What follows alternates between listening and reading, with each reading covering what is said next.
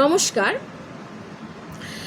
রবীন্দ্রনাথ, কবিগুরু রবীন্দ্রনাথ ঠাকুরের রচিত জাতীয় সঙ্গীত সম্পর্কে আপনারা প্রত্যেকে জানেন যে জনগণ মন অধিনায়ক জয় হে ভারত ভাগ্য বিধাতা। এটা হলো রবীন্দ্রনাথ ঠাকুরের জাতীয় সঙ্গীত। আর বাংলাদেশের আমার সোনার বাংলা আমি তোমায় ভালোবাসি, এই গানটিও কিন্তু রবীন্দ্রনাথ ঠাকুর রচনা করেছিলেন। দুটো দেশের অর্থাৎ আমাদের ভারতের প্রতিবেশী দেশ বাংলাদেশের জাতীয় সঙ্গীত এবং জনগণ মন অধিনায়ক, এই দুটো গানই কিন্তু রবীন্দ্রনাথ ঠাকুর রচনা করেছিলেন, লিখেছিলেন। কিন্তু এ তথ্য কি জানা আছে যে শ্রীলঙ্কা, আরেকটা প্রতিবেশী দেশ হলো ভারতের শ্রীলঙ্কা, সেই শ্রীলঙ্কার জাতীয় সঙ্গীতও কিন্তু রচনা করেছিলেন, লিখেছিলেন রবীন্দ্রনাথ ঠাকুর।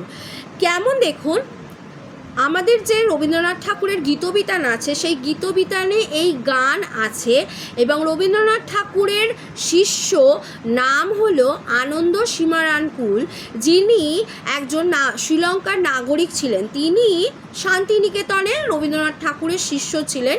তিনি গীতবিতান থেকে এই গান অনুকরণ করে শ্রীলঙ্কার জাতীয় সঙ্গীত রচনা করেছিলেন, লিখেছিলেন, উনি রচনা করেছিলেন। গানটা হলো এই রকম, শ্রীলঙ্কার জাতীয় সঙ্গীত।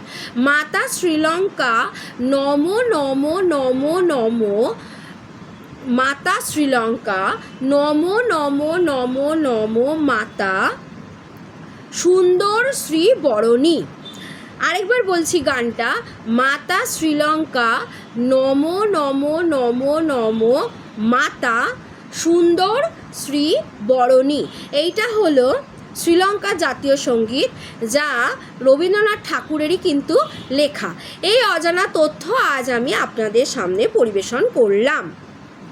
তিনটে জাতীয় সঙ্গীত তাহলে রবীন্দ্রনাথ ঠাকুরের লেখা, এক হলো ভারতবর্ষের, এক হলো বাংলাদেশের, আর একটা হলো শ্রীলঙ্কার। ধন্যবাদ, নমস্কার।